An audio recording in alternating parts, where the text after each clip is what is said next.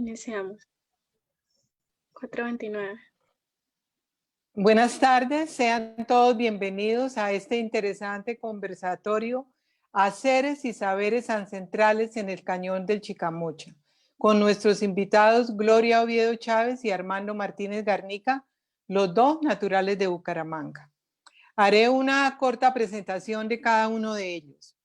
Gloria Oviedo estudió Filosofía y Letras con maestría en Patrimonio Cultural, Agregada Cultural de Colombia entre 1987 y 2007, directora del convenio UNAP Ministerio de Cultura 2014-2020 y dirigió la propuesta para la declaratoria del Cañón del Chicamocha como patrimonio mixto, material e inmaterial de la humanidad.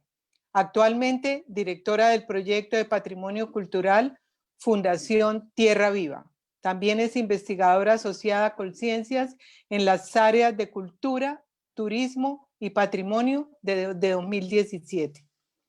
Armando Martínez, historiador profesional con título postdoctoral en historia. Profesor emérito de la Universidad Industrial de Santander, donde trabajó 25 años.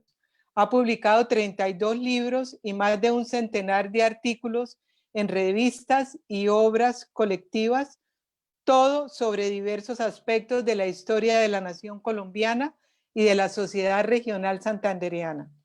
Dirige desde hace 15 años la revista Santander. Entre julio de 2016 y marzo de 2019 fue el director del Archivo General de la Nación.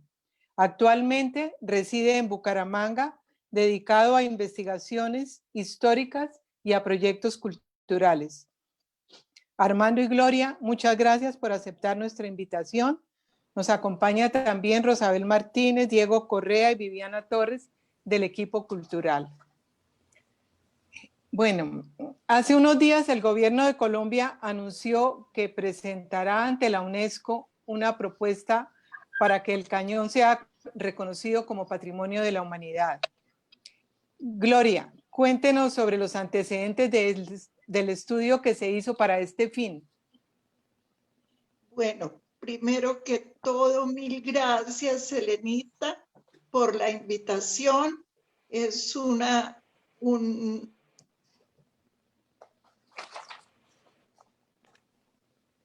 honor estar aquí con todos ustedes y aquí está nuestra de Santander y de Colombia. Los antecedentes que han llevado a que el cañón opte por la candidatura se iniciaron en el 2011, cuando el Ministerio de Cultura llevó a la UNESCO 5 candidaturas posibles para que optaran por la declaratoria de bienes patrimoniales de interés mundial o universal. El Cañón del Chicamocha fue uno de ellos. Nosotros hicimos la presentación en el Ministerio de Cultura, la UNESCO aceptó y desde ese momento comenzó esta andadura por el cañón que ya lleva 6 años completos en investigaciones. Ay, bueno, Glorita, muchas gracias. ¿Algo más? Sí, quería decirles que en este momento,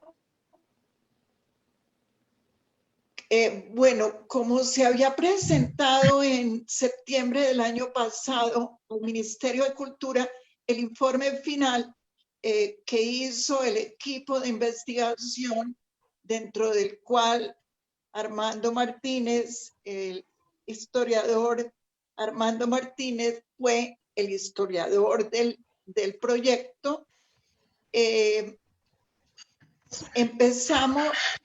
Teníamos que esperar a que nos dieran una respuesta. la comisión intersectorial, que es la encargada de evaluar los informes para la declaratoria, considera que es un trabajo enorme, muy grande, muy robusto, etcétera, pero no, más. Sin embargo, por ejemplo, para haber declarado a Chiribiquete, que fue nuestro último patrimonio del...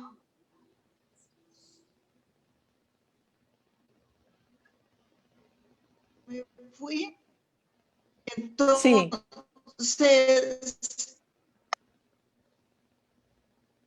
ahí estoy, ¿me están viendo? Sí, Glorita. Bueno, entonces consideraron que si el presidente quería realmente estar él dentro de su gobierno para que el cañón del Chicamocha fuera declarado, tenían que buscar una solución más expedita. Y en este momento, yo formo parte del comité técnico de esa comisión desde hace un mes, más o menos, y lo que se pretende es ahora acortar un poco las distancias y el trabajo que hay que hacer para que el cañón pueda ser declarado geoparque del mundo. ¿Por qué? Porque la parte de geología es la más importante dentro de los estudios del cañón. En eso estamos en este momento. Ah, bueno, muchas gracias. Armando, ¿nos puedes decir cuál es la historia del poblamiento parroquial en el cañón? Bueno, el cañón es una fosa inmensa que se abre al sur más o menos a la altura de Tipacoque y va hasta los antiguos bosques del valle del río Magdalena. De manera que pasar de la antigua provincia de Tunja a la antigua provincia de Pamplona, inevitablemente había que transitar ese formidable obstáculo que la naturaleza opone al tránsito humano. Entonces, mucho antes de que se erigieran parroquias, hubo que resolver los problemas del tránsito, porque para ir de sur a norte hay que descender el flanco de la fosa, volverlo a ascender y atravesar unas aguas muy turbulentas. Esos son unos retos que oponen a la naturaleza, a la vida humana, que en parte habían sido resueltos en los tiempos prehispánicos. Pero antes de que se pensara en crear poblamientos estables bajo la forma de parroquias, hubo que resolver el problema del alojamiento y el problema del cruce del río y el problema de subir y bajar, que culturalmente se expresa en cabullas, tarabitas, arriería, puentes y fondas. Pero ya en el siglo XVIII, finalmente, el tránsito era tan intenso que logró crear 4 parroquias que, viniendo de sur a norte, se llamaron Capitanejo, Cepita, Umpalá y Jordán Sube. En medio, en la parte baja de la fosa, con un clima muy caliente, pero finalmente esas 4 parroquias permitieron unos asentamientos de larga duración de tipo parroquial, lo que hace que los curas párrocos sean los actores culturales más importantes en el desarrollo de estas comunidades que finalmente se asentaron después de casi 3 siglos de ir y venir y transitando por el río. Nosotros hoy en día pasamos y siempre nuestros padres nos dijeron que ahí todo el mundo se ahogaba, pero hace 500 años todo el mundo se ahogaba. Por lo tanto, los indios que se mueven ahí eran indios llamados nadadores. Y de hecho, cuando había una guerra civil, lo primero que hacían los bandos enfrentados era secuestrar a los nadadores y romper las tarabitas o las cabullas. con lo cual quedaba totalmente paralizada la zona. Gracias, Armando. Glorita, cuéntanos qué haceres y qué saberes ancestrales existen y perduran en Santander. Bueno, escogimos con Armando este tema porque realmente la declaratoria del Cañón va a ser una declaratoria de patrimonio, una declaratoria patrimonial. ¿Y qué es patrimonio? Es todo lo que el ser humano ha hecho, aquello en lo cual se identifica y por lo cual es reconocido. Ese es el patrimonio. Entonces, los haceres y saberes de toda esta región del Chicamocha, digamos, son lo que cohesiona la parte cultural de estas comunidades que habitan el cañón.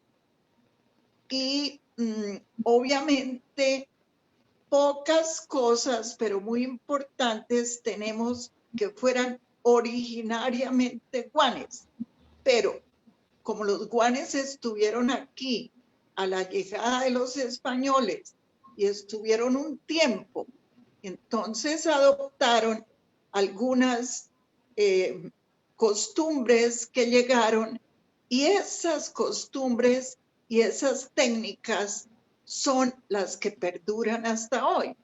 Por ejemplo, tenemos sistemas constructivos ancestrales como la tapia pisada, la cantería, la cerquería, etcétera.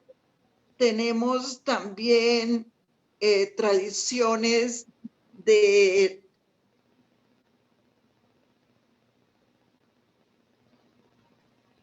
tejidos.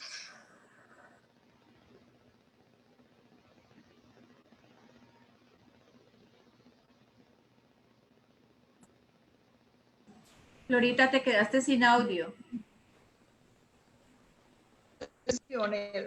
Son las que han pasado de generación en generación y perduran hasta hoy. Y son muy importantes porque es lo que diferencian a las comunidades que habitan el cañón de otras comunidades que están afuera. La parte geográfica, la temperatura, la manera de construir, etcétera, todo eso obligaba a la gente que vivía ahí a ser muy recursiva. Entonces, es muy, muy valioso ese saber que gracias a que aún existen algunos pueblos que para nosotros afortunadamente, pero para otras personas desafortunadamente no se han desarrollado mucho, porque el problema de las comunicaciones dentro del cañón hace que haya poblamientos o poblaciones que aún pueden conservar costumbres ancestrales. Por ejemplo, en Barichara se conservan algunas, pero más bien son dentro de los sistemas constructivos. ¿Y por qué? Porque ellos tienen las canteras de donde se saca la piedra para hacer calles, iglesias, catedrales, etc. Y tienen el sistema constructivo en tapia pisada. En cambio hay otras, pero ya es una población más desarrollada. En cambio hay otras poblaciones, otros poblamientos, otras comunidades, como por ejemplo Cepitá, Jordán e inclusive Los Santos mismos, en donde está mucho menos desarrollado el núcleo urbano, y por ese motivo Guane, por ejemplo, y se han podido sacar salvaguardar muchas más de estas tradiciones.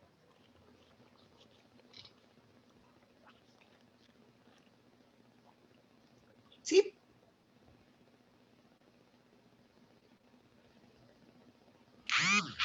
No sé si fue Sí, claro. Glorita, eso que comentaste al comienzo sobre la parte geológica del cañón, ¿ya hay estudios adelantados sobre el respecto? Sí, sí, señor. Bueno, es indudable que una de las características que tiene el cañón y por la cual iba a ser, era solo una, que es universal, que lo hace universal, es que, por ejemplo, tiene en su seno el segundo nido sísmico del mundo, después de Afganistán, donde más tiembla, donde hay más sismos. Esto ya nos hace universales, pero el cañón es una montaña árida, es una montaña totalmente árida en donde la parte de geología es muy importante. Los estudios, la Universidad Industrial de Santander tiene una gran cantidad de estudios en el cañón. En este momento, cuando se le ha querido dar, digamos, como un poquito la vuelta a la declaratoria para que sea más fácil y más rápida su declaratoria por parte de la UNESCO, valga la redundancia, estos estudios son muy, muy valiosos para poder demostrar que esa gran mole que es el cañón, preciosa, que nosotros desde que nacemos, los santanderianos nacemos mirando el cañón. Nosotros no tenemos mar, ni tenemos llanuras, y por eso se ha formado también esta manera de ser nuestra. Recios, hablamos fuerte, pisamos duro, somos muy trabajadores porque tenemos al frente una montaña, no podemos ver horizonte.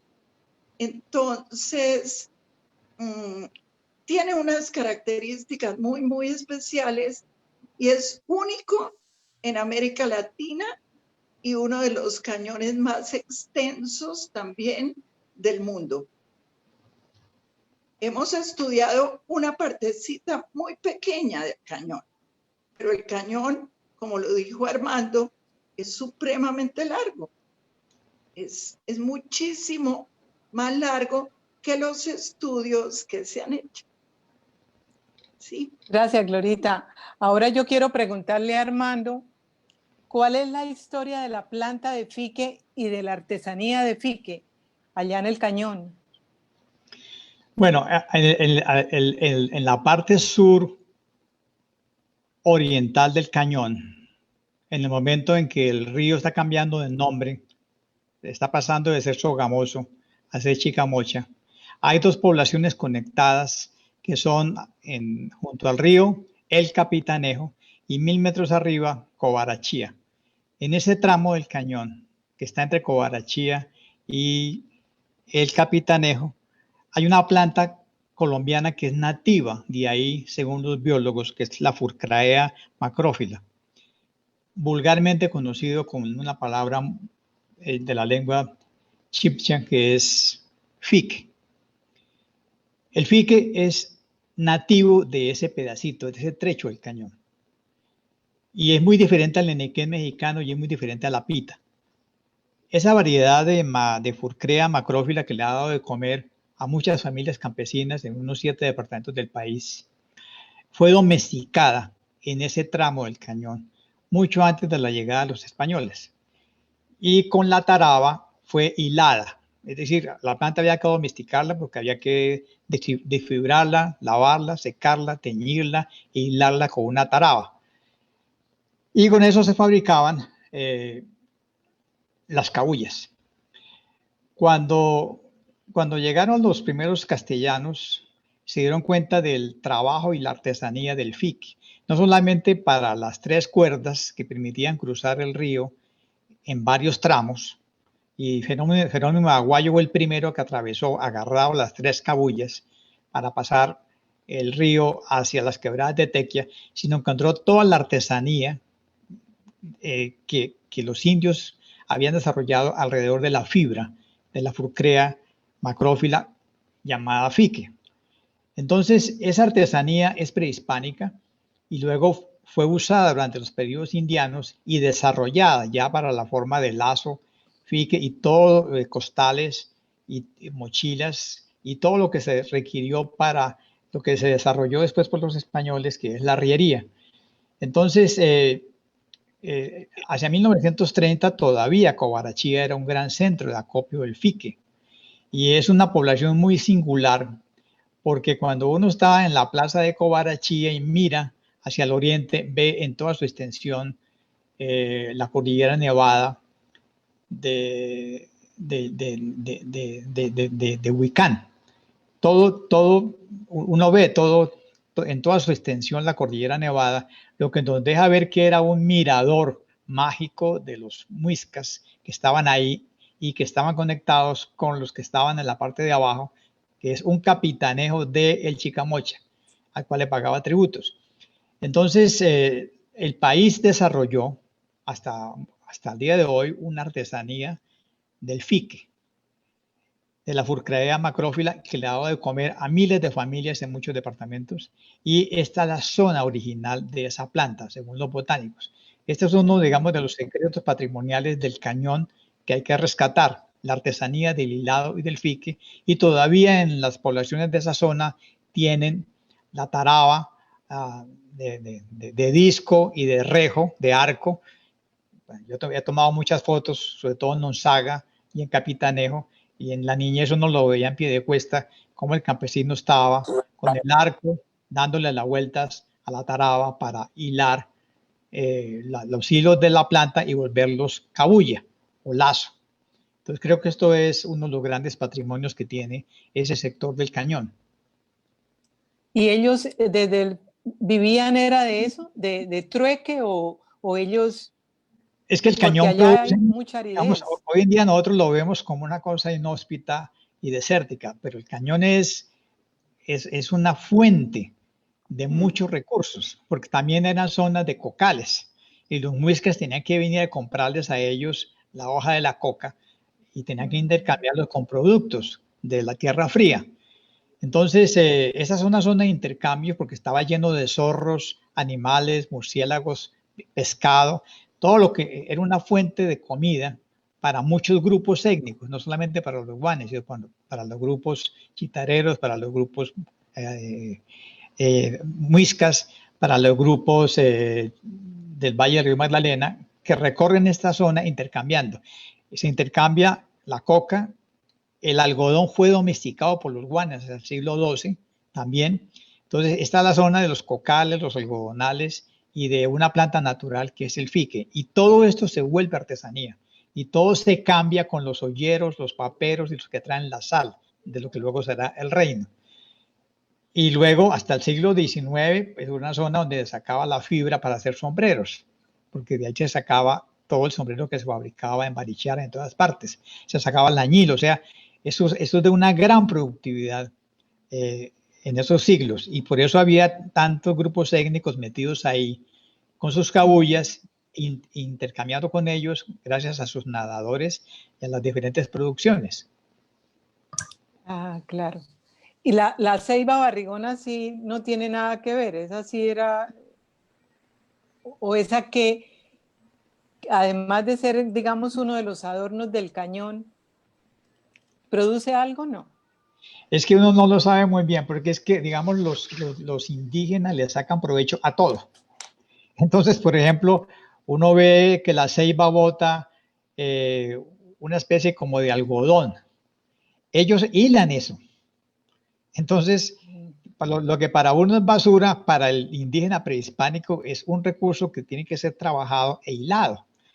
Y es lo que los españoles descubren con sorpresa, que todo lo vuelven una artesanía y a todo le sacan provecho. que hoy en día uno no saca provecho. Entonces, todo es productivo, todo es intercambiable, todo es trabajable. Y eso es lo que ellos descubren. Por ejemplo, a nadie se le ocurre, uno entra en una cueva y se da cuenta que está llena de caracoles y de murciélagos. Para nosotros eso nos produce un poco de temor entrar, pero para el indio es una fuente de comida, porque son grandes comedores de murciélagos y de caracoles y de curís y de conejos. De modo que para ellos es una fuente de recursos, porque ellos lo que tienen es que marcar los sitios donde encuentran recursos. Y el cañón está lleno de comida y de materias primas para todas sus artesanías, porque de ahí salen las mantas de algodón, de ahí salen los sombreros, las mochilas y todo lo que se hace con fique y las cabullas, y todo eso es intercambiable con los otros grupos que vienen del reino, de la Tierra Fría. Muy interesante. Gloria, como partiendo de lo que nos cuenta Armando, cómo se están preservando esos haceres en las comunidades en esta zona. Pues en las parroquias que quedaron en la parte alta, es decir, es que esto es eso, digamos, los antropólogos lo llaman un control de diferentes pisos térmicos en línea vertical. Entonces ellos tienen recursos entre los 200 metros y los 1200 metros. Entonces ellos le sacan provecho a todo a través de intercambios o a través de diferentes asentamientos. Pero si usted mira hoy en día lo que ocurre en San Gil, Barichara, Curití, Cobarachía, ve todavía una gran artesanía del fique, que no ha podido desaparecer porque afortunadamente el transporte del café necesita costal de fique para preservarse.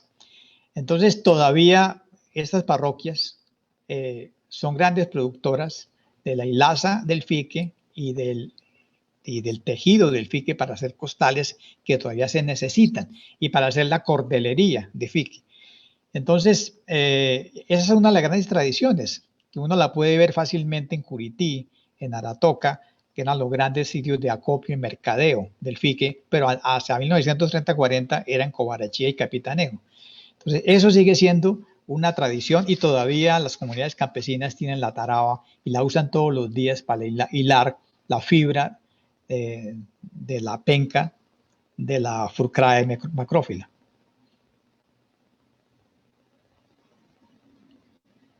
Listo. Ahorita, ¿nos vas a decir algo?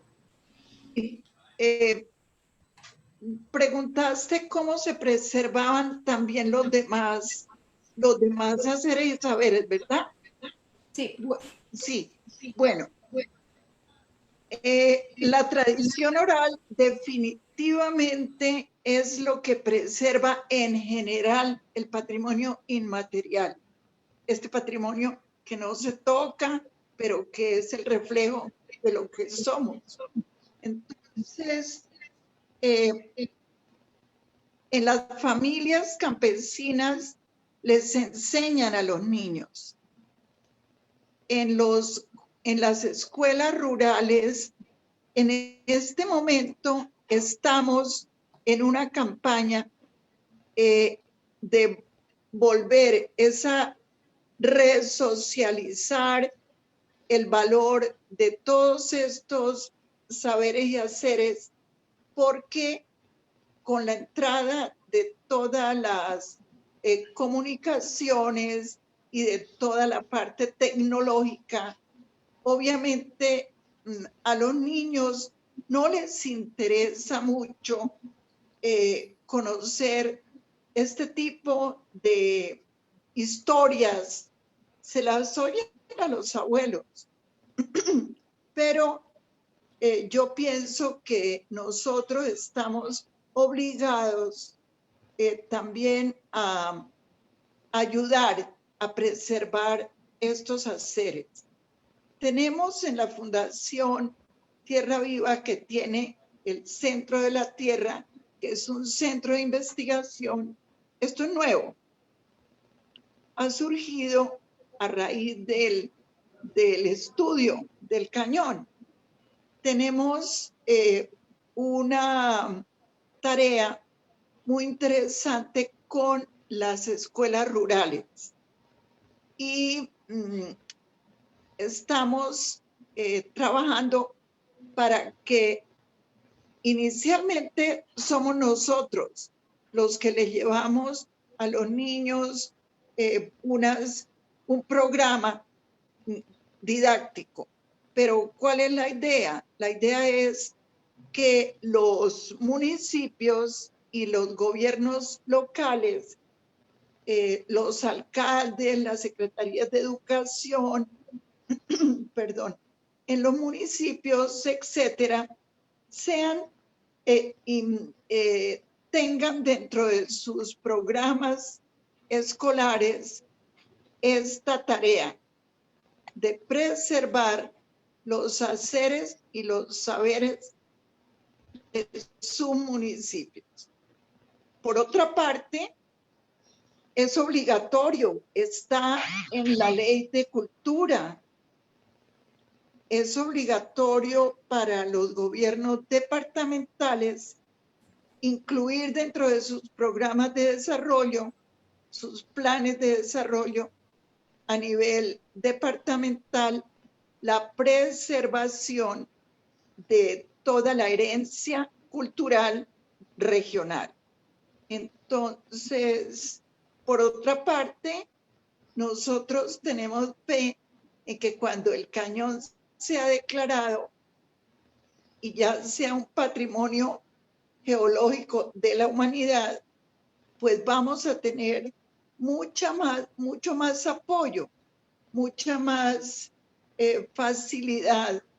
Tendremos seguramente proyectos para trabajar a nivel internacional. Tendremos muchos especialistas y expertos que vendrán al cañón y esto va a ayudar a desarrollar y a que esta región sea sostenible en este aspecto que estamos tocando ahora. Ahorita, ¿hay algún ente gubernamental que se encargue precisamente de la preservación de estos saberes y haceres? Exactamente qué haceres y saberes no, pero sí de patrimonio inmaterial. Sí tenemos. El Ministerio de Cultura tiene no es un departamento, es sí, bueno, digamos lo que es un departamento dentro del ministerio que está dedicado a la preservación de las cocinas tradicionales, por ejemplo, de los haceres y saberes.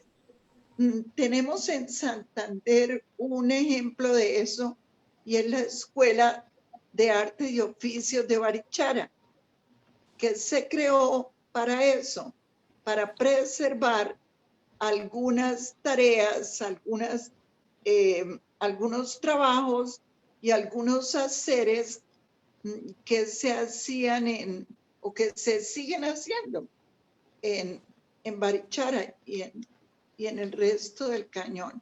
Pero sí existe. También hay políticas, ¿oíste? También hay políticas, sí. Sí, claro. Armando, háblenos más de esa parte de la tradición arriera en el cañón y háblanos un poquito más de las tarabitas, que eso es un asunto muy interesante. Es que mire, atravesar, digamos, para ir de norte a sur o sur a norte, hay que atravesar el cañón. Ese es un reto al cuerpo humano, porque hay que descender desde Chiflas hasta el río, cruzar el río y volver a subir. Cuando usted va solo, lo puede hacer, pero cuando tiene que cargar un niño o cuando tiene que cargar cargas, una arroba de cosas, y usted lo va a atravesar porque usted quiere mover cargas, hay que desarrollar unas artesanías especializadas que se van a desarrollar durante el periodo indiano. Hay que desarrollar la artesanía que se llama la talabartería y hay que desarrollar la arriería. Se necesita un saber muy especializado para producir una mula o para producir un buey. De España hay que traer los animales base para hacer ese cruce. Como ustedes saben, la mula es un híbrido. que le da a ese producto híbrido una capacidad superior a la de los padres, por ser un F1 híbrido. Usted necesita una mula que tiene que ser producida y luego tiene que ser domesticada y luego tiene que ser cargada. Igual usted tiene que formar un buey. Si ustedes miran los bueyes que fueron modelos para el monumento que se hizo en Panachi, esos son bueyes originalmente de Francisco Serrano Serrano, chinos santanderianos, que es un animal que vino del norte de España. Esos animales que fueron modelos estaban en la hacienda San Sebastián de Pacho Serrano. Pero hay que desarrollar una artesanía especializada de los aperos de cuero y de fique y de todos los materiales de madera para usted fabricar el apero que necesita una mula para cargar los 125 kilos que debe ser repartidos, o para cargar un buey. Entonces, el cañón, por la necesidad del transporte, es el sitio donde se desarrollan las comunidades especializadas en la talabartería y la arriería. Un hombre tiene que mover 12 mulas. Eso es una actividad especializada que necesita una fuerza y un saber especializado, igual que formar un buey. Y esta zona desarrolla eso, porque se necesita un conocimiento especializado para que usted pueda mover en ambas direcciones cargas. Y luego tiene que, al momento de llegar al río, tiene que atravesarlo un río muy caudaloso. Entonces, usted no puede mover cargas con una cabulla de fique, porque no le aguanta. Entonces, hubo que desarrollar otro artificio que se llamó la tarabita, que los especialistas dictaminaron que tenía que hacerse de 24 rejos. Pero usted vaya, haga un rejo de cuero de res, vaya, tuérzalo y vaya, haga un rejo. Y luego tiene que completar 24 torcidos para que usted haga el cable de la tarabita. Cuando usted ya logra tener el cable, pues ya puede amarrarlo a los árboles y luego con fique sí puede moverlo en direcciones y puede ponerle puerta o puede ponerle plataforma para mover una carga. Y se necesita los especialistas que hagan eso.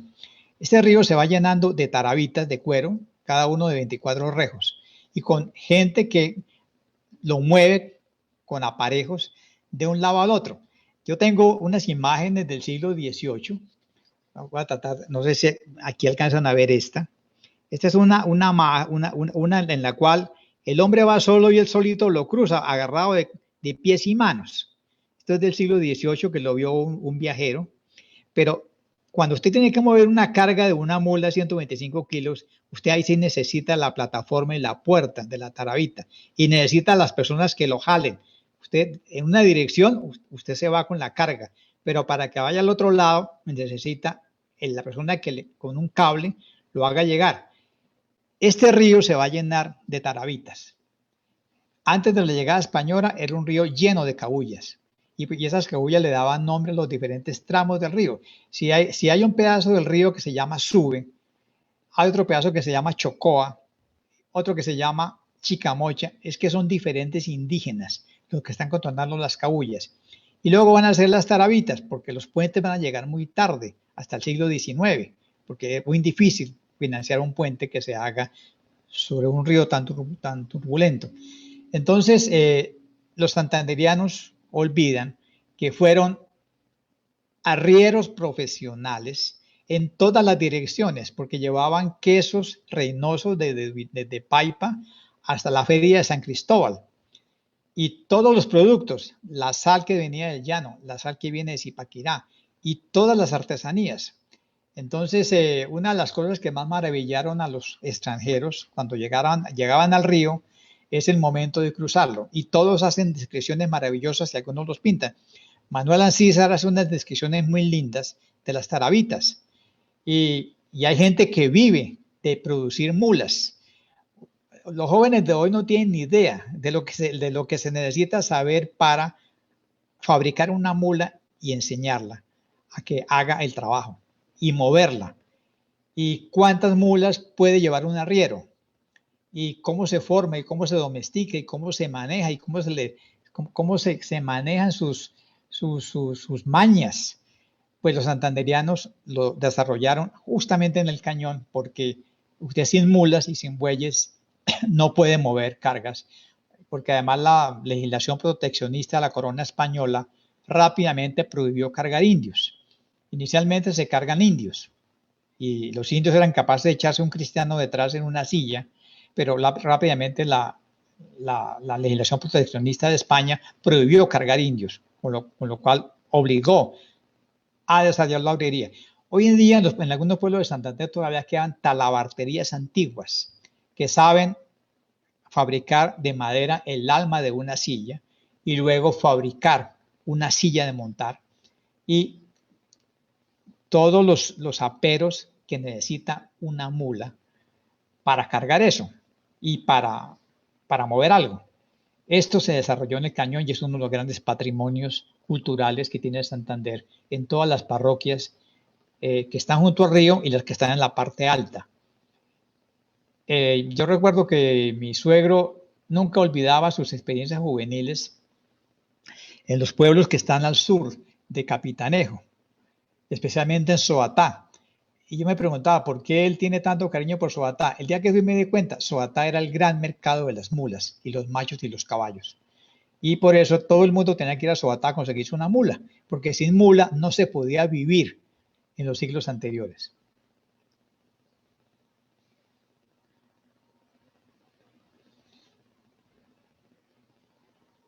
Elena está sin audio. Perdón.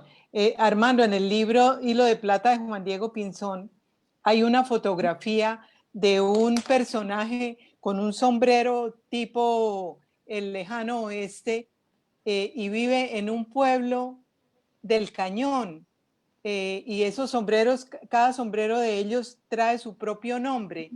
Ellos son los que manejan eso de las mulas y de todo eso, o esos... ¿Qué son? ¿Es un pueblo diferente? No conozco la fotografía, pero si tiene sombrero quiere decir que alguien ya está sacando jipijapa del cañón. Y hay alguien que ya tiene los moldes del sombrero. Y hay alguien que está tejiendo el sombrero. Porque las mujeres santandereanas todas sabían tejer clineja, que es la pieza mínima que se necesita para tejer un sombrero. Y vivían de tejer clineja. Entonces se necesita una artesanía femenina que produzca la clineja para hacer un sombrero y se necesita que alguien recorra el cañón extrayendo la fibra llamada jipijapa para hacer el sombrero, porque sin sombrero no se puede vivir por los ardientes soles que tiene el cañón. Es decir, sin sombrero nadie puede mover por ahí. Entonces es obvio que todo arriero tiene que tener mínimo un sombrero y luego tiene que tener alpargatas, pero si usted mira la alpargata, ese es un resultado de dos artesanías que se juntan, que es la artesanía de la capellada de algodón, lo que significa que los guanes ya tuvieron que haber domesticado la planta de algodón y la saben hilar y la saben tejer, pero el piso, la suela es de fique, que también tiene que ser tejido. El alpargate es la unión de la artesanía del algodón con la artesanía del fique, porque hoy en día los jóvenes piensan que el chocato con suela de caucho de llanta es el alpargate. Sí. No, el alpargate originalmente es con una suela de fique tejido y encima va la capellada. Usted tiene que tener un alpargate, ese es el resultado, una síntesis de dos artesanías. Tiene que tener sombrero, eso se lo hace otro. Tiene que tener un peine de cacho, alguien se lo tiene que hacer. Y tiene que tener ropa de lienzo de algodón, lo que necesita que tenemos que tener tejares que hagan calzón de lienzo y camisa de lienzo que se hace en Charalá, en Riachuelo y en todas partes. De modo que usted necesita toda la artesanía para poderse mover, más el, claro. Más el que le hace el buey, el que le hace la mula, el que le hace las zangarillas, el que le hace los frenos, el que le hace la silla. Es decir, aquí todo el mundo tiene que trabajar en una artesanía especializada, que ese es el gran patrimonio cultural del Cañón. Eso cuando uno va a la plaza de Mercado del Socorro, antiguamente veía la sección de aperos y veía las zangarillas y veía todo lo que se necesita, la baticola, los frenos, las sillas. Toda esa tradición aún se conserva en algunas partes, que es lo que llamamos la talabartería. Eso es apasionante, todas esas cosas que muchas son ignoradas por nosotros. Así es. Es decir, es que hágame una tarabita con 24 rejos. La gente ya no sabe ni qué es Sí. un rejo torcido. Yo lo supe Sí, porque sí. lo sentí en las nalgas cuando mi mamá me pegaba con un rejo, pero eso vaya con un rejo hoy en día. La gente ya no hace eso, pero eso Sí, es lo sí. que es el rejo de enlazar. Y cuando los campesinos llegaban el domingo al mercado, todos llevaban el rejo debajo del brazo, porque lo necesitaban, porque era la herramienta de trabajo para poder enlazar. Claro, claro.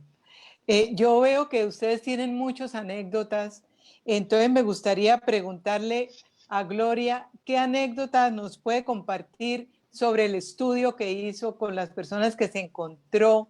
¿Qué nos puede contar? Bueno, anécdotas tenemos muchas y muchas con Armando. Sí,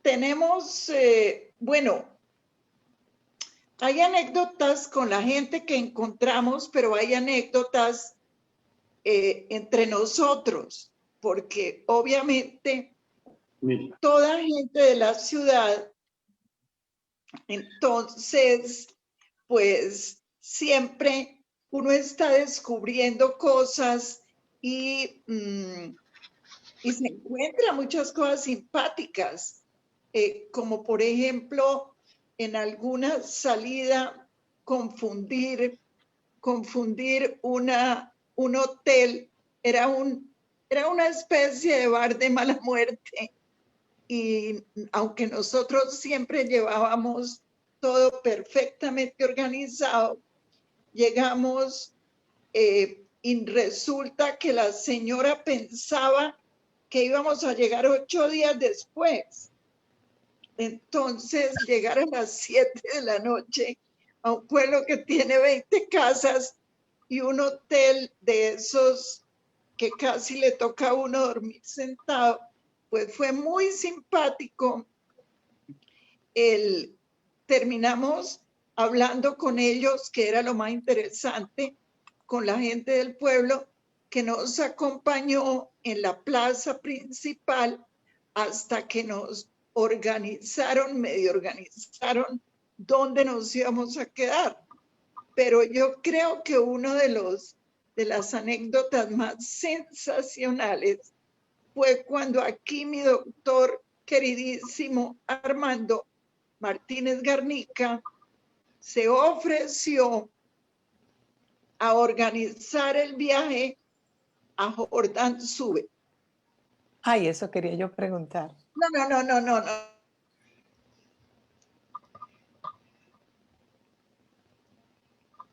No. Esto sí fue un momento a bajar a Jordán. Era una época de esas oscuras. A una señora que ni siquiera era la alcaldesa para entrar al pueblo, para que pudiéramos entrar. Y Armando dijo, yo soy conocido, amigo, yo no sé qué, yo me encargo. Perfecto, hicimos el viaje y después Armando dijo, ustedes quédense ahí no sé qué, y llegamos, ¿y a dónde vamos a almorzar? Esto era una cosa terrible. Y Armando dijo, yo me encargo y yo organizo el almuerzo. Y resulta que, bueno, la señora le tuvieron que pedir permiso a esta persona para asistir, para que pudieran asistir a la socialización del proyecto, donde Jordán, que es el corazón del cañón, pudiera tener información sobre lo que pensamos hacer. Y resulta que allá cuando llegamos nos enteramos que el alcalde era el chofer de esa señora, era el alcalde del pueblo, el chofer de ella, una tocaya mía. Pues Armando, yo quiero que él después, porque la versión de él es genial. Y entonces llegó la hora del almuerzo y el geólogo, la arqueóloga, el biólogo, todos, el historiador, eminentísimas personas, todos muy investigadores y muy académicos de sombrero y todo, que llegamos allá. No sabíamos dónde íbamos a almorzar y Armando dijo, ya está listo el almuerzo, podemos ir. Yo le dije, bueno, ok, nos vamos detrás de ti. Atravesamos el puente maravilloso que tiene Jordán sobre el río y al terminar el puente nos encontramos con una especie como de playa de tierra y una casa casi cayéndose, donde tuvimos que entrar por la mitad y entonces había un niño en un corral todo lleno de mocos y de todo, como son los niñitos, en el piso, y atravesamos y llegamos a un lugar y nos dijeron, ahí, Armando dijo, sentémonos, ahí es el almuerzo. Era una tabla y eran los marranos, las gallinas, todo eso. Era una cosa tan terrible que yo, que jamás de la vida tomaba cerveza ni nada, ¿qué quieren? Yo decía, pero ¿qué tenemos? Limonada con panela. Yo dije, ¿quién sabe el agua de dónde diablos? ¿La sacaron ahí del río o de dónde? No sé. Yo dije, no, yo una cerveza. Pero Armando tiene una...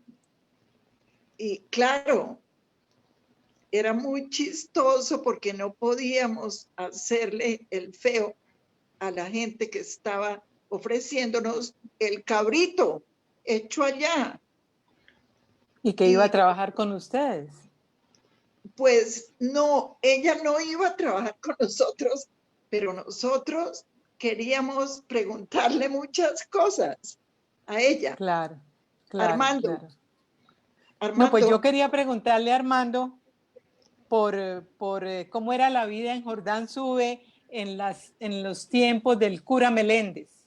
Sí. Bueno, es que para el caso de este poblamiento que originalmente se llama Sube, porque ahí toda la vida estuvo la cabulla de Sube, cuando la hicieron parroquia, el cura inteligente le cambió el nombre y lo puso Jordán, por las aguas del Jordán. Y tuvimos la fortuna que durante 50 años esta parroquia tuvo el mismo cura párroco nacido en San Gil, que se llamaba Diego Enrique Meléndez, que había sido formado en Bogotá por los jesuitas y tenía una gran ilustración. Pero lo enterraron 50 años en esa parroquia de Tierra Caliente junto al río Chicamocha, por donde antes pasaban todos los arrieros y todas las personas, porque ese es el camino que subía a la Mesa de los Santos. Pues este cura ilustrado, para no aburrirse, llevó un diario en todos los papeles viejos que lograba reunir. Y yo perseguí esos diarios, él lo hacía en papeles sueltos, que luego amarraba con cabulla, hizo más o menos unos 50 cuadernos de diario, que yo he logrado conseguir como unos 35. Y ese diario es una maravilla, porque permite leer el alma de un cura párroco con un feligresado pequeñito que le obedece allá en Sube.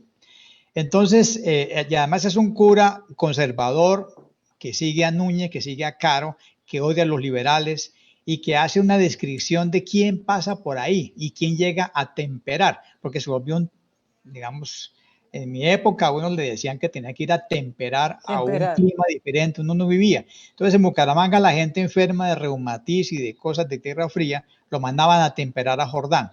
Y el cura anotaba la personalidad del temperador, pero además el cura preparaba los sermones de acuerdo al calendario eclesiástico que le regalaba en San Gil. Así que aquí pudimos leer el alma de un cura párroco que hasta 1912 llevó sus observaciones sobre la vida, sobre los que se ahogaban, sobre los que entraban en concubinato público, sobre las guerras civiles.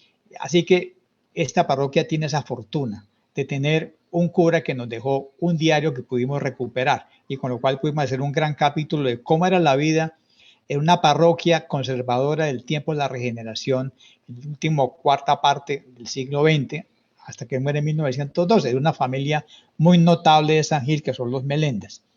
Entonces, fue una fortuna. Él fue enterrado en la puerta de la iglesia, al entrar a mano izquierda, pero recientemente vino un cura con mucha iniciativa y se lo llevó para San Gil, pero fue una delicia haber encontrado este diario, que algún día publicaremos. Uy, sería muy interesante. Pero entonces, como dice Gloria, ¿cómo fue la pasada de ese puente cuando fueron a hacer esa inspección, esa visita? Afortunadamente, cuando fuimos ya estaba el puente hecho, que es el famoso puente con garitas que hicieron ahí, porque como, digamos, en el siglo XX se volvió un negocio fabricar un puente, porque usted le ponía puertas de hierro, garitas, y usted cobraba por cada mula que pasaba. Ese fue el gran negocio que quiso hacer Lenguerque en el río Suárez y que aquí vemos en Sube con las puertas con garitas. Hoy en día ya no están las puertas, pero están las garitas donde estaba el garitero que cobraba el peaje por cada mula que pasaba. Y todo el mundo tenía que pagar peaje, por lo tanto la inversión se recuperaba. Entonces tenemos este puente maravilloso que está ahí todavía con sus garitas y con sus cables de acero. Y ese fue el puente que recorrimos para ir al restaurante campestre que a Gloria no le gustó, porque es muy delicada, es decir, porque está comiendo un sancocho de gallina y una gallina se para encima de la mesa y defeca, ella eso no lo tolera, porque está muy mal educada, no sabe cómo moverse en Santander. ¿Y tuvieron que pagar para pasar el puente o no? ¿O ya no se No, paga? ya no, porque ya no hay peaje en este puente. Ah, bueno. Pero es un puente muy lindo que está todavía ahí en Sube. A mí me quedó una inquietud, Armando. Cuando venían, por ejemplo, como usted decía, de Duitama o de Tunja, con los quesos que iban para arriba de Cúcuta, para Iban para San Pamplona, para Cristóbal, San Cristóbal, con los quesos reynosos y la sal con los del quesos reino. reynosos, ¿cuánto tiempo gastaban? Dependía del arriero y dependía de la época del año. Cuando se mueven en invierno, los caminos están llenos de fango, la marcha muy lenta. Pero normalmente los arrieros tienen sus tiempos. Yo no lo sé porque no he sido arriero, pero esa es una cosa maravillosa. Yo tuve un abuelo paterno que se llamaba Dionisio Martínez. Él traía ganado en pie de San Gil a Bucaramanga, en pie. Traía sacas de ganado de San Gil por la carretera antigua. Yo no sé cuánto se gastaría, pero hoy en día eso nos parece a nosotros un trabajo descomunal, pero eso todo el mundo lo hacía, la gente movía el ganado de un lugar a otro en pie, con arrieros, igual que movía carga, pero eso lo hacían todos los hombres y mujeres, y era la cosa natural. Ahora, ¿cuánto tiempo se gastaba? Depende de la velocidad de las arrias y dependía de la estación del año, pero todo eso se hacía. Sí, y dormían bueno, a la intemperie poniendo como almohada la silla de montar. O a veces las mismos aperos. El apero era de montar. Y había fondas, y en las fondas se conseguía algo de comer. Sí, otra cosa que me llama la atención, sobre todo hablando de esas épocas, tenía que haber animales salvajes, ¿o no? Y entonces eso también era un peligro. Pues, cuando uno pasa por la noche por el cañón, digamos, entre las 12 de la noche y 5 de la mañana, aún alcanza a ver en la carretera zorros. Eso está lleno de faras, está lleno de murciélagos, está lleno de ardillas, está lleno de animales. Aún hoy está lleno de animales. Pero esa zona donde se puede comer fara y donde usted ve zorros por todas partes, además de murciélagos. Ahora, un campesino se siente, se come un fara con toda tranquilidad, cosa que hoy en día nosotros ya no hacemos. No. Claro. ¿Ustedes creen que el cañón del Chicamocha es mágico? Sí. Para los pues preguntemos la Gloria. Yo, como soy un científico occidental, no creo en la malla ni en la cinta de plata, pero Gloria quizás sí. Ni en el hilo de plata. ¿Y Gloria qué opina? Hilo de plata. Bueno, es que la palabra mágico involucra muchas cosas. Eso depende. El cañón sí es mágico, tiene El cañón es uno en la madrugada, es otro en la mañana, es otro en la tarde y es otro en la noche. Dependiendo, hay que vivir el cañón las 24 horas y caminar el cañón en las 24 horas, como hicimos nosotros varias veces, para encontrarle aquella magia, aquel sonido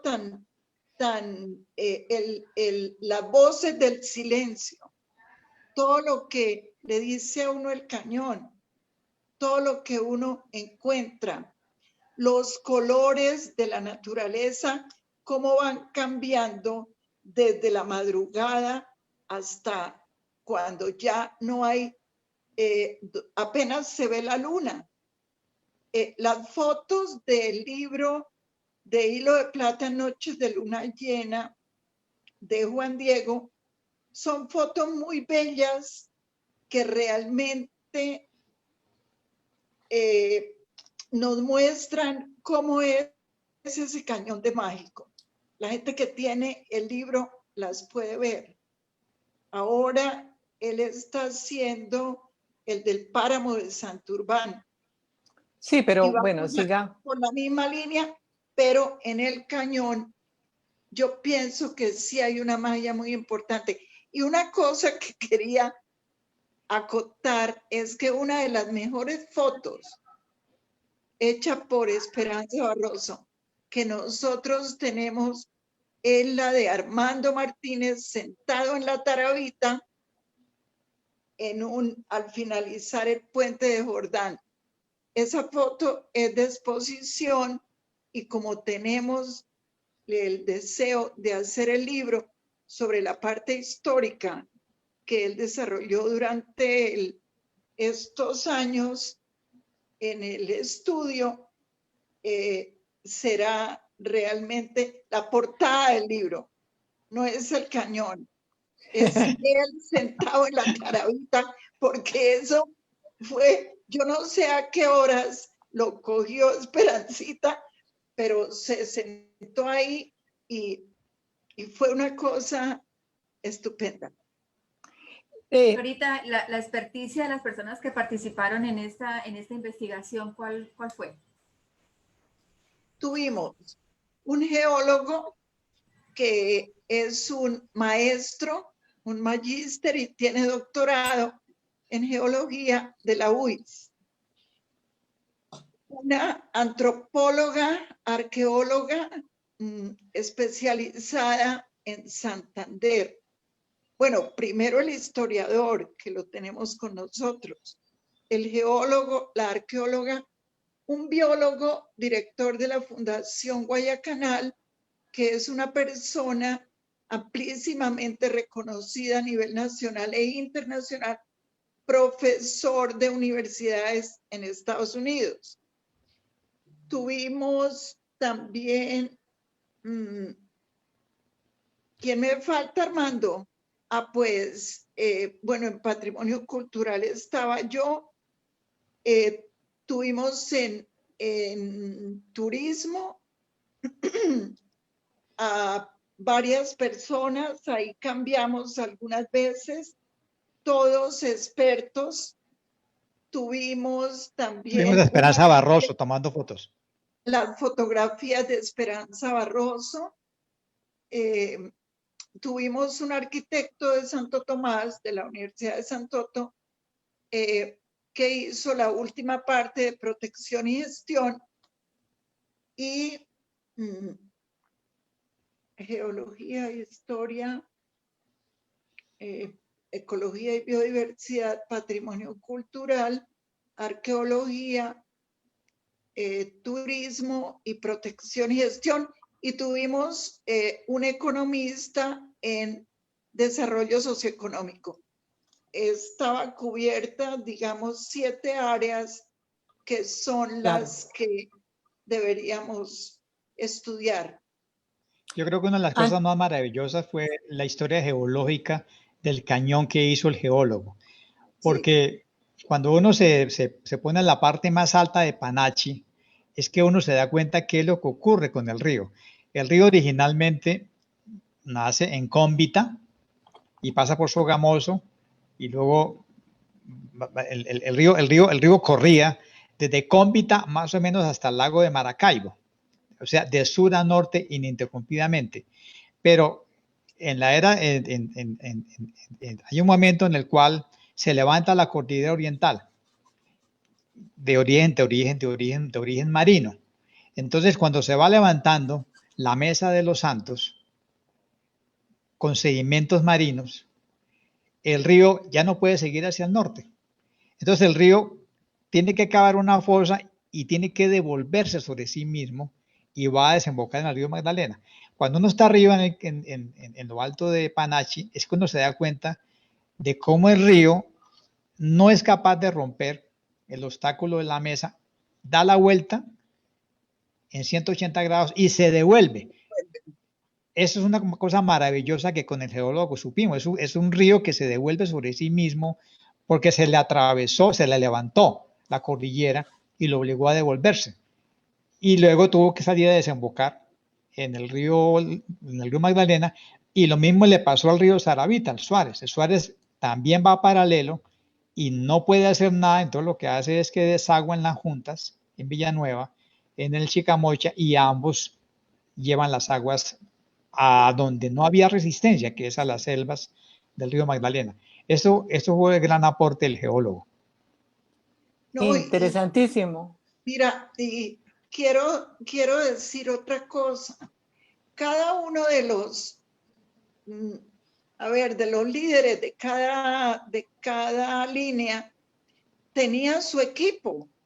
Entonces, por ejemplo, yo hablo de la parte mía. En patrimonio cultural, yo tuve un experto en patrimonio inmaterial, tuve una experta, una profesora experta en gastronomía, en culinaria, que estaba justamente haciendo una tesis sobre cocinas en Santander, desde la historia. Y así cada uno. Entonces realmente fue un equipo completo.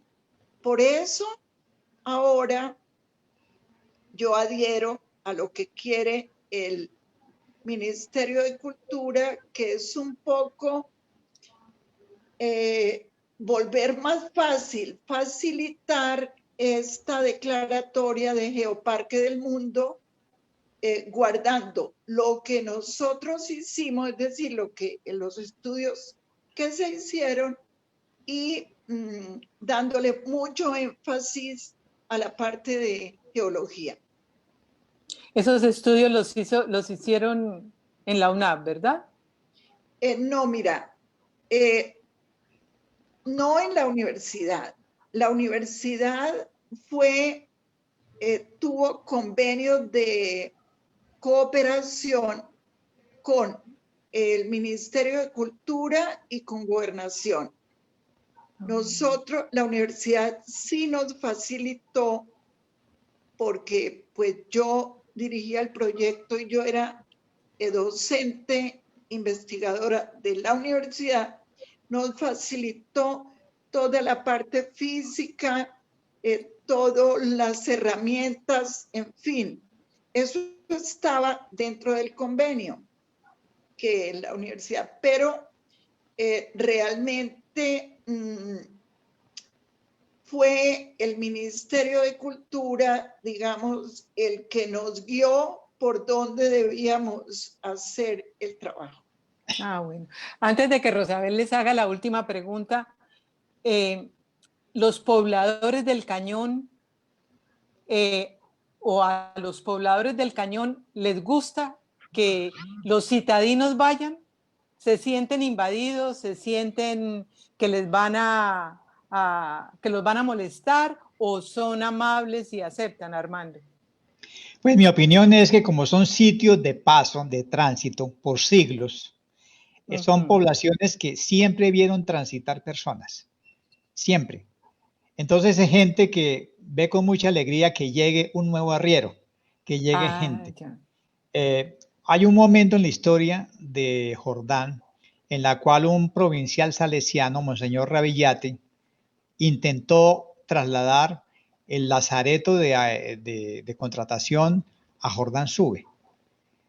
Y fue muy dramático ese esfuerzo porque tenía el respaldo del gobierno nacional, pero la población se puso en pie de lucha e impidieron que los enfermos de mal de San Lázaro se fueran allá. ¿Por qué? Porque ellos dependen de que la gente pase por ahí. Entonces son de un gran espíritu hospitalario.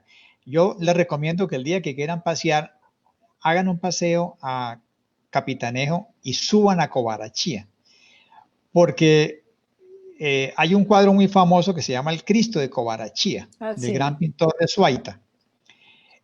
Cuando uno está en la plaza de Covarachía, que es un pueblo pequeñito cuya iglesia fue restaurado con la comunidad alemana, los alemanes restauraron eso. Cuando uno se para en la plaza de Covarachía o en los alrededores, le queda al nivel de los ojos toda la Sierra Nevada del Cocuy. Entonces es el verdadero mirador del Cocuy. Y abajo ve el Capitanejo. Ese es un sitio que sí tiene una magia estética, porque uno dice, aquí se paraba el indio y sabía que allá en el Cocuy estaban los dioses, porque se ve completamente nevado. Y además está rodeado de matas de fique, que es originaria de ahí. Y es un mercado campesino muy bonito y cuando uno llega, la gente se le ve la hospitalidad vendiéndole frutas, piñas, de todo. Igual que el Capitanejo, a uno le están esperando con mangos, con patilla. Son comunidades muy hospitalarias porque es comunidad que vive del transeúnte. Claro. Pues muy interesante. Y oyéndolo hablar de lo que decía el geólogo del río, de los dos ríos, pues hay siempre dicen los únicos que no echan reversa son los ríos. Y aquí sí, tuvieron que echar reversa, claro, y cambiar tuvo de que echar rumbo. reversa porque se le levantó la mesa a los santos y no lo dejó pasar. Claro, no lo dejó Entonces pasar. tuvo que labrarse esa fosa, retorciéndose, buscando salida. Y la salida más fácil era por las selvas del río Magdalena. Ahí sí pudo salir tranquilamente. Y el otro vino y se le colinchó, se le pegó en las vueltas. Sí, sí, sí, sí. Gracias. Elenita. Esta es una pregunta para Glorita. Yo quería decir algo. Hay algunos lugares, algunas poblaciones que por su tipo, digamos, por ejemplo, Barichara. Barichara, los baricharas ya no están dentro de la ciudad, muy pocos. Ellos, justamente porque las personas de afuera han venido a comprar las casas, etcétera, ellos se han visto desplazados hacia la periferia. Y ellos, aunque son la gente originaria de ahí, cada día ven que ellos son más pobres que los que viven. La señora que me decía, mire doctora, es que esta era mi casa. La casa que había comprado un médico, no sé de dónde, y la había reformado, eso sí, muy arquitectónicamente bellísima, etcétera. Y ella ya pasaba con los nietos a contarles que esa había sido su casa, y la de su papá y la de su abuelo, y en fin. Y los niños le preguntaban, abuela, ¿y por qué no vivimos nosotros aquí?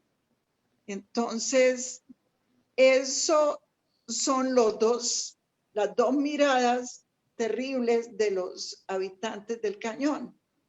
Pero el 99% sí se alegran de que los visiten o que los visitemos. Sí. Gracias, Glorita. ¿Y qué piensan las personas del territorio sobre la declaratoria? Bueno, al principio tuvieron una actitud de rechazo porque erróneamente pensaban que si declaraban toda la región o todo el cañón, ellos iban a perder todo lo que tenían. Entonces nos preguntaban, pero ¿y entonces yo voy a poder seguir sembrando? ¿Pero y entonces yo voy a poder seguir cosechando frutas? ¿Y entonces yo voy a poder seguir tejiendo? Sí, van a poder, etcétera. Hubo que hacer un trabajo didáctico y de, digamos, de inducción, pero ahora ellos están muy contentos porque hemos llegado a las escuelas, los niños ya les preguntan, ya la idea nuestra era también tratar de que esta región se empiece a desarrollar socioeconómicamente de manera que sus habitantes también tengan un desarrollo a la par con el pueblo y puedan vivir de lo que ellos hacen. Entonces, enseñarles, por ejemplo, esa fue una labor muy linda con el equipo de turismo, a volver sus casas, una habitación de su casa, arreglarla y acomodarla para alojar a un turista, para alojar a una persona, a un foráneo, y etcétera. Trabajar también con las técnicas agrícolas con ellos, bueno, trabajar con los niños y trabajar con los abuelos. Pero ese es un trabajo que no se ha terminado y que esperamos que ahora volvamos a retomar ya en la parte final para la declaratoria del cañón.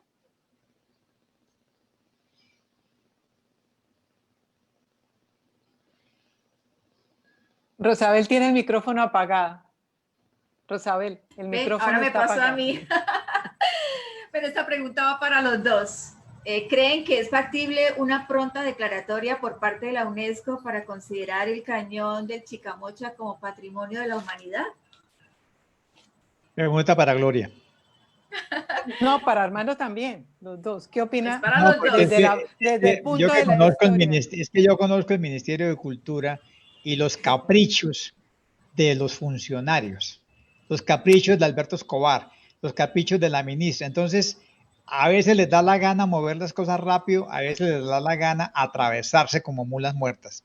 Entonces, Claro. todo depende de la burocracia pública estatal. Es posible que los franceses sean más rápidos, pero para que ellos vengan tiene que estar listo la parte nacional. Entonces, depende uno de las arbitrariedades y los caprichos de los funcionarios públicos. Y nosotros sabemos en Colombia eso cómo es. Así que es muy difícil prever tiempos. Tristemente. Bueno, yo pienso lo siguiente. Lo que dice Armando es totalmente cierto. En este momento, octubre de 2020, ellos han recibido digamos que una presión de parte del presidente. Y el presidente quiere que sea declarado dentro de su mandato. Entonces, con esa presión, ellos hicieron el comité técnico en el cual yo estoy, y ese porque no nos habían vuelto a llamar. Nosotros somos los actores locales, pero yo dije, por encima de mi cadáver, que nos traigan gente antioqueños y yo no sé qué, todo, a hacer el proyecto. Los santanderianos somos capaces porque el cañón es de nosotros, es de nosotros. Claro. Y eso al principio no cayó muy bien en el ministerio, pero después sí. Ahora, lo que dice Armando es totalmente cierto. Y en este instante tenemos una muy buena, digamos que hay está en un buen momento. Ellos quieren que el cañón sea declarado lo más pronto posible y por eso están buscando estrategias como la de declararlo geoparque del mundo para que no sea tan largo. Hay que aclarar que lo que se ha solicitado es que sea patrimonio mixto. Es decir, Mixto, sí. que agarre la parte natural, que para cualquier persona que pase por ahí se da cuenta que eso es un patrimonio de la naturaleza, pero también toda la cultura que se ha desarrollado, que es maravillosa y que se encuentra en cualquier poblamiento que haya ahí. Todavía uno encuentra telares del siglo XVI. Yo les quiero contar una anécdota. Cuando se hicieron las relaciones diplomáticas con Australia, el presidente Calloyeda Restrepo le pidió a Australia un regalo, y el regalo que ellos dieron fue un barco cargado de ovejas con los perros, esos pastores australianos. Ese barco llegó a Buenaventura con una parte de las ovejas para leche, otros para carne, y los perros pastores australianos, ese famoso perro que es una mezcla de 3 razas australianas, y mandaron un veterinario con las ovejas para enseñarlo a manejar a los campesinos. Y esa camada de animales iba para una granja del departamento que está en Cerrito, Santander. Por pura casualidad, Carlos Eslava Flores, ese famoso fotógrafo que estuvo casado con mi prima Luisa Emma, lo mandó a Vanguardia a fotografiar la entrega. Y él fue hasta Cerrito y entregaron ovejas, y luego el veterinario le dijo: oiga, ya que estoy aquí, lléveme a conocer las cabras del cañón.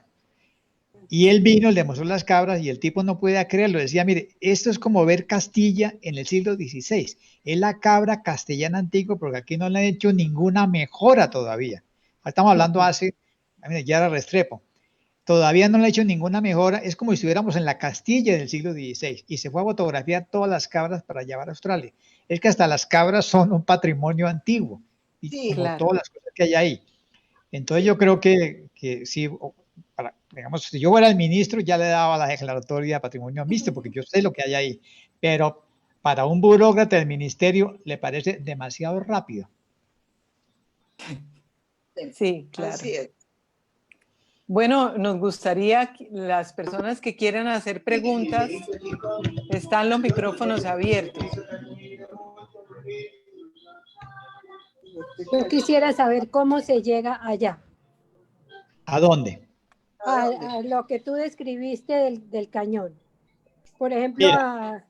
A A Capitanejo. Jordán, sí. a Jordán.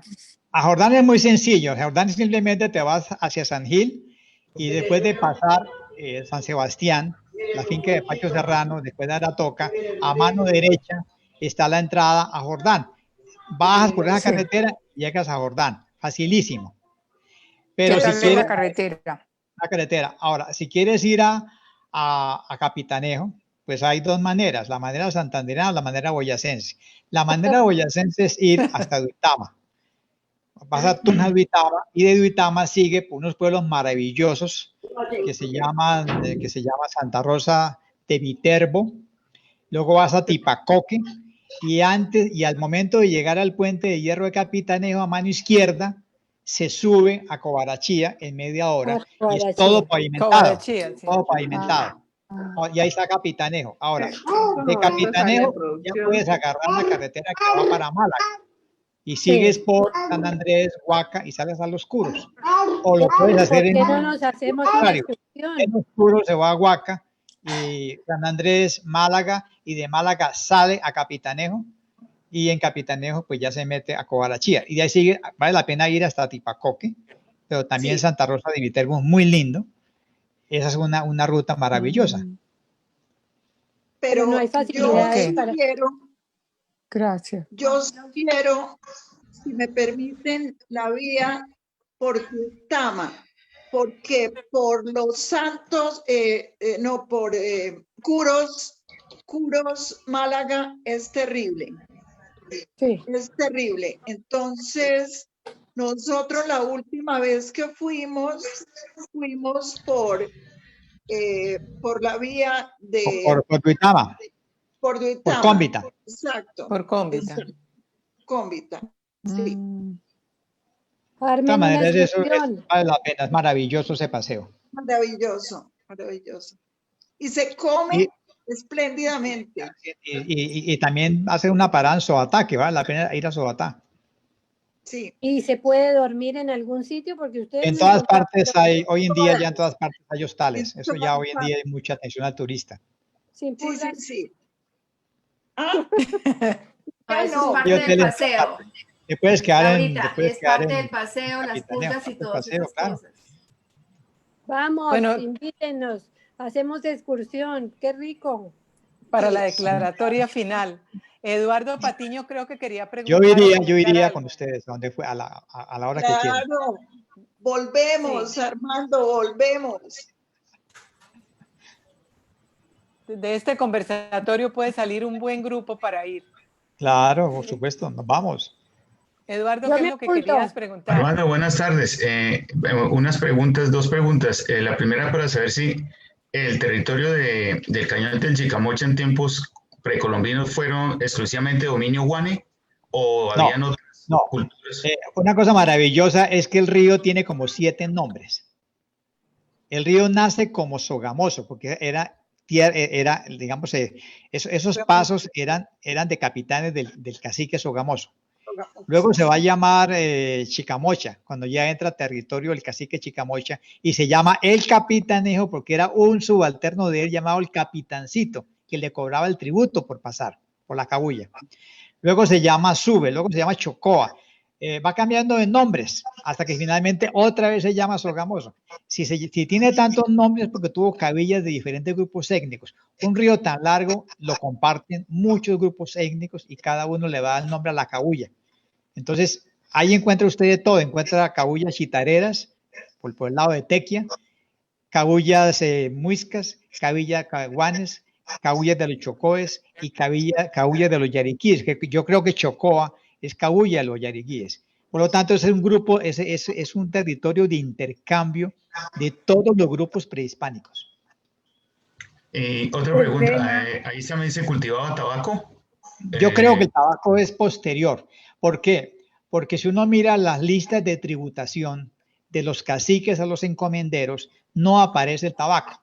Aparece algodón, aparecen mantas chingas, aparecen mantas pintadas, aparece sal, aparece coca, aparecen venados, pero no aparece el tabaco. Yo creo que el tabaco fue traído posteriormente para sacarle provecho a las haciendas. Sí. Elena. Sí, Carmen Cecilia, con Pues gusto. muchas gracias. Me alegra verlos a todos. Pues yo quiero contar que en el año de 1974 yo me vinculé a la campaña del doctor López Mikkelsen y trabajé en esa campaña. Y una de las correrías que hice 2 veces fue la siguiente. Saliendo de Bucaramanga, subir a Huaca, San Andrés, Málaga, bueno, desplazamientos a Concepción, Malagavita,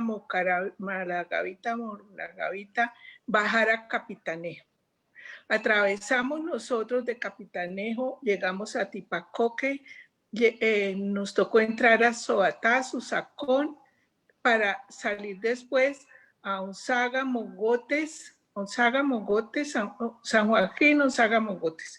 Una de las cosas más bellas que yo he podido observar alguna vez en Santander son las quebradas que hay entre Capitanejo y Onzaga, digamos, en toda la región de Soatá, Susacón, Tipacoque. Y bueno, para llegar finalmente a San Gil. Esa vuelta fue espléndida, fue maravillosa. Vi cómo de las quebradas saltaban las truchas. Y bueno, sí, 1.000.000 de anécdotas parecidas a las de Gloria. Gracias, Carmen Cecilia. Yo quiero... Algo que quiero agregarle a lo que ha dicho es que lo siguiente, entre Onzaga y la capilla, que es donde pasa la pavimentada que viene de Belén y Belén de Cerinza, hay un sitio que se llama Susa, entre Onzaga y la capilla, se llama Susa. Y en Susa está la única capilla doctrinera que queda en Santander, intacta, en madera, abierta y se puede ver todavía. Sí queda una capilla doctrinera en Santander y es la de Susa. Vale la pena Y ver. ahí en esa correría yo aprendí que para alguna época que Armando puede identificar mejor, las iglesias eran construidas con calicanto. Claro, calicanto y madera. Con coro de madera. Madera. Así es. Mire, bueno, me permito leer unos comentarios en el chat. Amalia Carrera, educadora musical, dice, me gustaría preguntar si dentro del proceso han tenido en cuenta la tradición musical. Contesto, no se ha tenido en cuenta la tradición musical como tal, pero sí hemos podido anotar por fuentes directas de los habitantes de allá, porque casi toda la música que tienen es música de carranga y música que ya se ha deformado. Sin embargo, había flautas, encontramos en algunas poblaciones y algunos instrumentos de percusión, y en Guane las ocarinas y las y qué más, y los caracoles, que son como carinas. Entonces, pero como tal no, es una parte que nosotros vamos a completar junto con otros saberes que se va a completar cuando finalice el estudio, porque es que es demasiada cantidad de información. Pero sí hay vestigios y sí. No sé Yo si ustedes conocen conocen un sitio que se llama La Purnia. Armando, Gloria. La Mesa de los Santos. Sí. Claro, yo estuve en La Purnia. Allá ponen 8 votos liberales.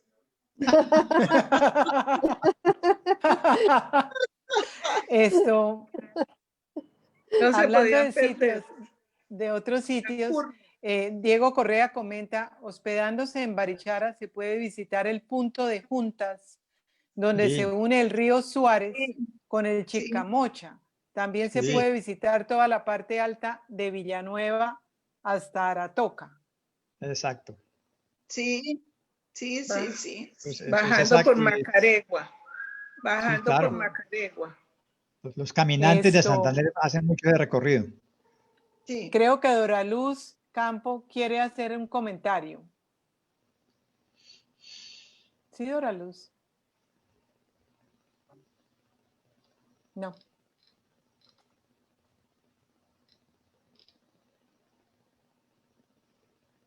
Parece que no, parece que ya no quiere hacerlo. Entonces, voy a... Yo quisiera, Elena, para finalizar, ¿qué implicaciones tendría para todos nosotros, para Santander y para Colombia, la declaratoria del cañón? El turismo. Bueno, mire, Pero,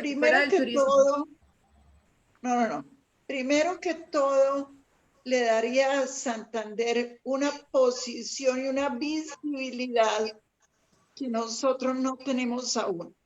Esa visibilidad es tan importante porque al entrar en ese club de selectos países que tienen bienes de interés cultural o natural o mixto, patrimonio de la humanidad, nosotros vamos a ser observados permanentemente. Claro. Es decir, vamos a tener el observatorio de geología aquí, vamos a tener el observatorio de arqueología y otros lugares de interés para investigadores extranjeros, nacionales y extranjeros. Pero por otra parte, vamos a recibir o vamos a tener muchas opciones para desarrollar proyectos a nivel internacional en cultura, en artes, en ciencia y en tecnología. Y eso es muy importante porque realmente vamos a poder recibir, bueno, todo lo que ha recibido Cartagena, que Cartagena floreció en muchos aspectos gracias a su declaratoria. Claro. Es una región muy seca. De pronto investigar a nivel de salud qué se puede ofrecer siendo una región tan seca.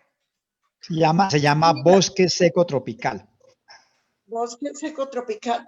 Les quiero comentar algo, Carmen C. Mira, Cepita fue en algún momento un sitio a donde iban a, no era de temperar, bueno, sí era de temperar, no sé, Armando me puede corregir. Sí, claro. A Era donde para iban temperar, claro. los enfermos de temperar, los claro. pulmones. Pulmones, entonces, bronquitis, reumatitis, sí, lo mandaban allá a sí. temperar, hasta torferina. Sí, y es un lugar maravilloso y nosotros dijimos, bueno, esto puede tener aquí un centro médico. Esto, por supuesto que lo que se quiere es que sean las comunidades las que estén a cargo de estas cosas, pero un centro médico para turismo en salud, muy especialmente, ¿cómo sería importante ahorita con este COVID? Dios mío. Eso, exacto. Sí. Víctor Martínez Villalba tiene un hostal maravilloso abajo en Jordán. Sí. Qué chévere. Allá Con podemos piscina llegar. natural y todo. Vamos, vamos. Sí. Y Leonidas Gómez también tiene otro. Hay dos lugares muy, muy, muy ricos allá en Jordán. Ahí tenemos a Lucia Eugenia que nos puede armar el viaje. Claro. Bueno, pues muchas gracias por la participación de todos ustedes. Muchas gracias, Gloria. Gracias, Armando. Para mí fue una charla maravillosa. El Colombo Americano de verdad les da las gracias porque aprendimos mucho de nuestra tierra, aprendimos mucho de nuestro cañón. Yo tengo un pequeño anécdota que Lucila González comentaba del cañón del Chicamocha, y es que cuando ella le pidió el favor al maestro Eduardo Ramírez Villamizar de traer las obras para exponerlas en el Museo de Arte Moderno, el maestro le dijo, no, pero imposible, Lucila, esto es muy riesgoso, la carretera a Bucaramanga es peligrosísima y no, a mí me da mucho miedo. Entonces Lucila le dijo, mira, Eduardo, ¿no te parecería maravilloso que los camiones se volcaran en pleno cañón del Chicamocha y tus obras quedaran puestas ahí?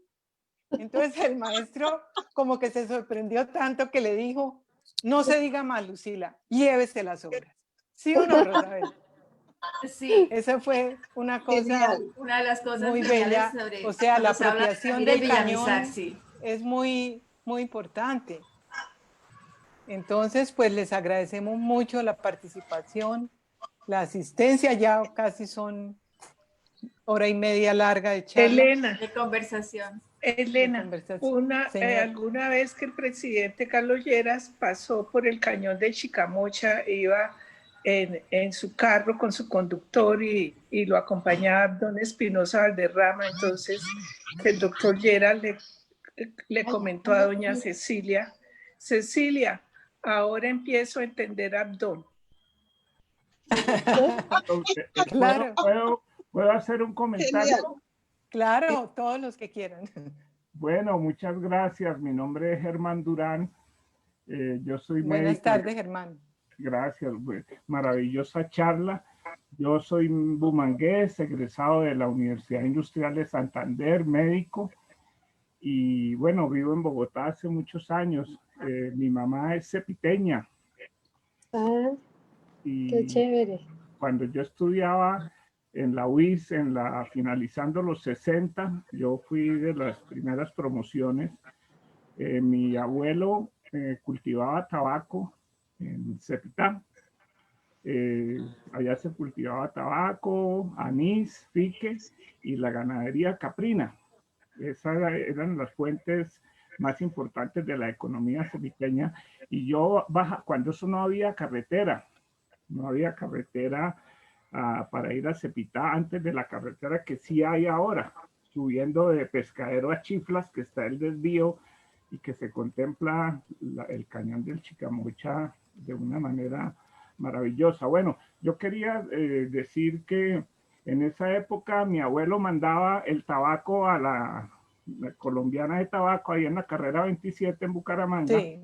Y a mí me tocaba ir a reclamar el cheque o los cheques y llevárselos o en cheque o en efectivo. Y yo bajaba a pie desde el Pomarroso. El Pomarroso es un punto anterior a Aratoca. Cuando uno sube de Pescadero a Aratoca, unos 8 kilómetros antes de llegar a Aratoca, hay un punto en el que se baja en mula o se puede bajar a pie. Y pues dada la juventud, yo bajaba a pie y subía el mismo día. Después me quedaba más días. Y mi abuelo a veces me mandaba bestia, como decía, yo le mando una bestia arriba a la carretera, y yo bajaba en bestia a Cepitá. Y Carmen Cecilia me hizo acordar de una anécdota del doctor Carlos Lleras Restrepo, o en uno de esos viajes que narra Carmen Cecilia, hicieron un alto arriba en la carretera y contemplaron ese pueblito abajo allá, a orillas del Chicamocha, donde cae la quebrada Perchiqués al Chicamocha. Y dijo el doctor Carlos Lleras Restrepo, oiga, ¿y ese pueblito abajo allá? Allá, ¿cómo se llama? Se llama Cepitá. Y dijo, ay, ese pueblito es liberal, le dijeron. ¿Y no tiene carretera? No tiene carretera. Pues háganle carretera. Y de ahí surgió la carretera de Cepitá. Pero esta charla, sobre todo de la señora Gloria, del doctor Martínez, me hizo traer muchas añoranzas, porque yo bajé en neumático desde Cepitá hasta Pescadero por el río, con un tío mío que era un excelente nadador. Y el campesino cepiteño decía, de pecarero para arriba, todo mundo pecador. Pecarero para abajo, todo mundo nadador. Gracias. Buenísimo. Sí. Muchas gracias, genial. Bueno, buenas tardes. Anécdota. Mil gracias. Ojalá me vuelvan a invitar, maravilloso. No, está súper invitado. Muchas gracias. Gracias a todos. Bueno, yo también quería pues darles las gracias por esta conferencia tan chévere. Yo vivo en la Mesa de los Santos, exactamente en la vereda del Duende. Ajá. Y pues he recorrido de todos los corregimientos que han nombrado, la Purnia, y la verdad que fue pues muy agradable adquirir nuevos conocimientos y escuchar pues esta conferencia tan bonita, tan espectacular. Darle las gracias. No, pues muchas gracias a usted por participar y a todos. Muchas gracias. Muchas gracias. Mil gracias. Hola, pasé feliz de estar aquí en esta charla con mi mamá. Les mando un beso a todos. Ay, bueno, Vicky, nos encanta que hayan estado. Doraluz hace coquitos, no sé qué nos quiera contar para terminar. Laurita, me alegro. No, lo que es que cuando contaron la anécdota con el doctor López, me acordé y por eso lo escribí ahí a la carrera, porque estaba terminando aquí otra cosa que estaba haciendo. A mí me pasó lo mismo con Mario. Cuando conocí el Chicamocha lo hice parar 3 veces en el carro. Y yo le decía, por fin te entendí. Yo soy de donde uno se está comiendo la mandarina, bota la pepa al piso y sale la mandarina. Y aquí le arrancan la vida a esa aridez de tierra. Y por eso tienen ese carácter tan recio, tan duro, tan fuerte, tan valiente y tan seco. Entonces, Sí. lo amé Cierto. 45 años y lo sigo amando. Fue una delicia oírlas, aprender, oír a Armando Martínez y entender más. Me agradó muchísimo. Mil gracias. Gracias, Dora Luz. Gracias por acompañarnos. Hay cactus.